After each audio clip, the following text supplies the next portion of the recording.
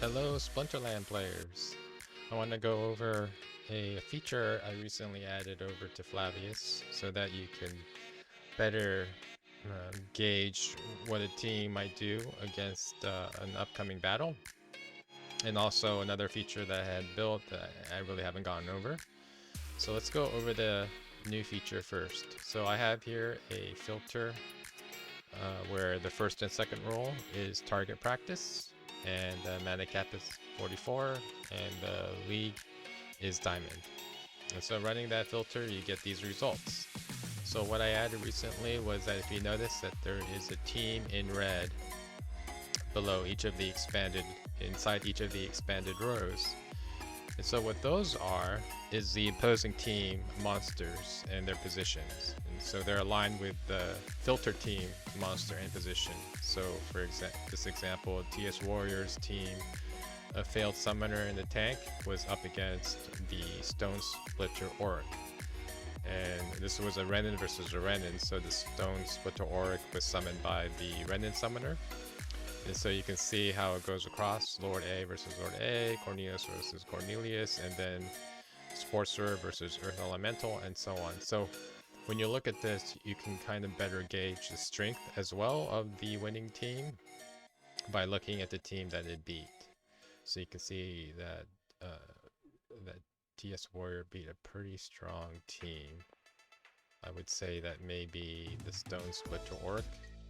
Maybe the mana spent there could have been better spent, maybe to replace the Earth Elemental, that kind of thing. So this is a pretty strong team. Same goes for the other two expanded rows.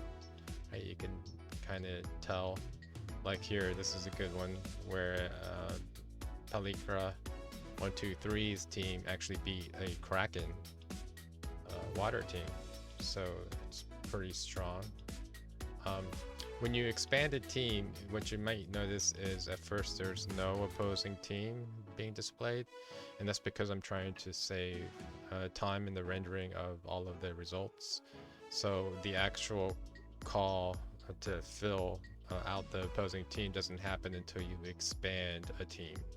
And then the call goes back out to the database. It's almost like a query that goes to fill out that opposing team. So there will be a small delay, but once it's there, it will be there for you to look at again when you collapse a row and expand it.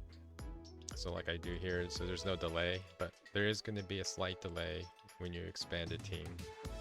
A few seconds, but I don't think it's too bad.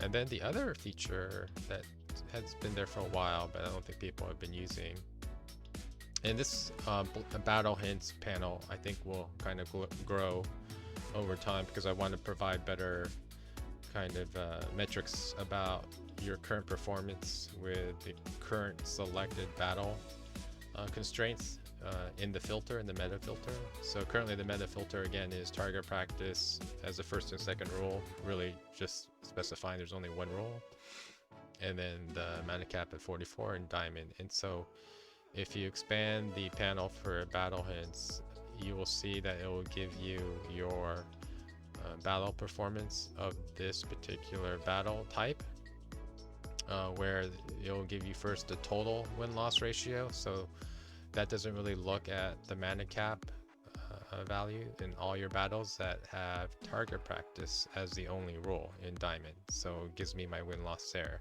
So this is across all mana cap for target practice battles, 14 and 10, so not too bad. And then the cumulative win-loss ratio goes into the, the database and pulls out all of the battles below at 44 mana cap and below. So you can see the record is going to be very similar because 44 is pretty high. I mean, the mana cap caps out, at 50, then jumps to 99.